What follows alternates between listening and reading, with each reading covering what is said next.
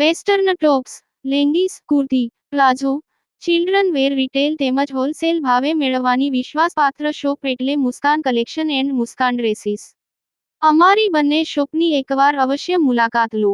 સ્થળ: bank road, બજાર પાછળ, પાલેજ, તાલુકો, જિલ્લો ભરૂચ।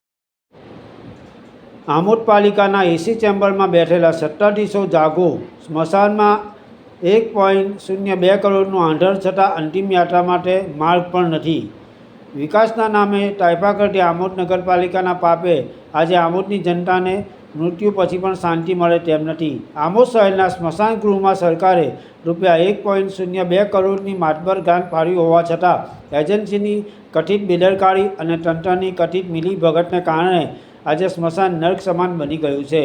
ભાજપના પૂર્વ મહામંત્રી ભીખાભાઈ લીંબચિયા અને હિન્દુ સમાજના આક્રોશિત યુવાનોએ આજે સ્મશાનની મુલાકાત લેતા પાલિકાના કથિત ભ્રષ્ટ વહીવટના ધજાગરા ઉડ્યા છે। નગરમાં ચર્ચાઈ રહ્યું છે કે આમોદ પાલિકાના ચીફ ઓફિસર અને એન્જિનિયર માત્ર ઓફિસમાં બેસી રહેવામાં જ રસ ધરાવે છે।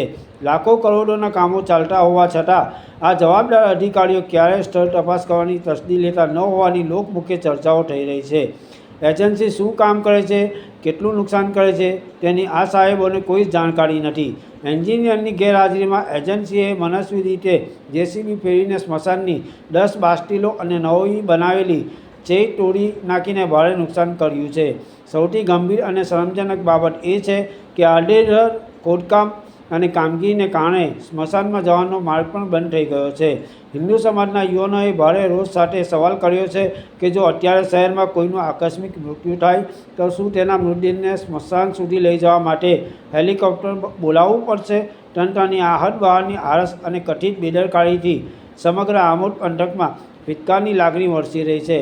માત્ર 1.02 કરોડ જ નહીં પરંતુ સાંસદ મનસુખભાઈ વસાવાની ગ્રાન્ટમાંથી ફાળવેલા 6 લાખ રૂપિયાના ગેટનું કામ પણ 1 વર્ષથી અધ્ધરતાલ હોવાની લોકમુખે ચર્ચાઓ થઈ રહી છે। ભૂમિપૂજનના ફોટા પડાવ્યા પછી અધિકારીઓ અને કોન્ટ્રાક્ટરો જ્યારે ભૂગર્ભમાં ઉતરી ગયા હોય તેમ લાગે છે। આ મુદ્દે હવે આમોદનો હિન્દુ યુવાન આરપારની લડાઈના મૂળમાં છે। ભીખાભાઈ લીંબચિયાએ ચીફ ઓફિસર સામે ટેલિફોનિક વાતચીત કરી આક્રોશ વ્યક્ત કર્યો છે અને સોમવારે હિન્દુ સમાજના આગેવાનો સાથે મળીને પાલિકામાં ઉગ્ર રજૂઆત કરવામાં આવશે। જો તાત્કાલિક અસરથી સ્મશાનનો માર્ગ ક્લિયર કરવામાં નહીં આવે અને જવાબદાર એન્જિનિયર સામે પગલાં નહીં લેવાય તો આંદોલનની ચીમકી પણ ઉચ્ચારવામાં આવી છે। પાલેજ ટાઈમ્સ, ભરૂચ।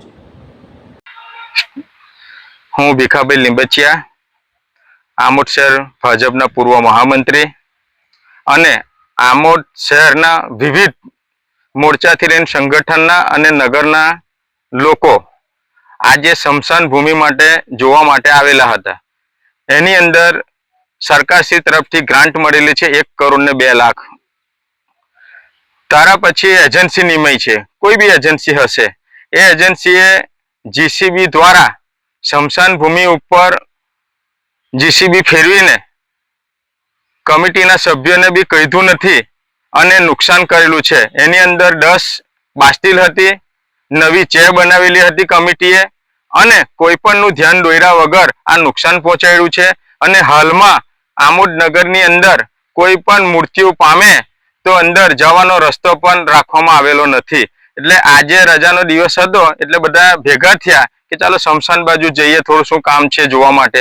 ત્યારે પછી આ ખબર પડી કે આ જીસીબીથી તોડી નાખવામાં આવેલું છે। એટલે એજન્સી XYZ હોય એને સૂચના કે ભાઈ આ બધી વસ્તુ ચેરથી માંડીને રસ્તો સ્મશાનમાં જવાનો ક્લિયર કરી દે અને વહેલી તકે આ સ્મશાનનું કાર્ય પૂરું કરે અને માનનીય સંસદ સભ્ય શ્રી મનસુખભાઈ વસાવા સાહેબની ગ્રાન્ટમાંથી 6 લાખ રૂપિયાનો ગેટ ઘણા સમયથી એનું ભૂમિપૂજન કર્યા પછી અડધો ગેટ બનાવીને ઓછામાં ઓછું 1 વર્ષથી અટકાવી રાખેલો છે। તો એનું શું કારણ છે? કોના કહેવાથી અટકાવવામાં આવેલો છે?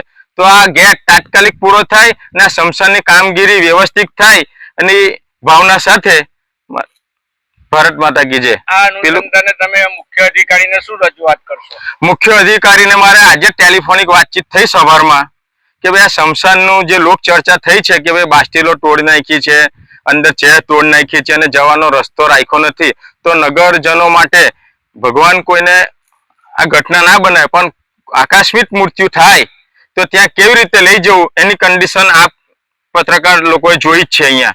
એટલે અમે કાલે સોમવાર ચીફ ઓફિસર સાહેબને પણ રજૂઆત કરીશું.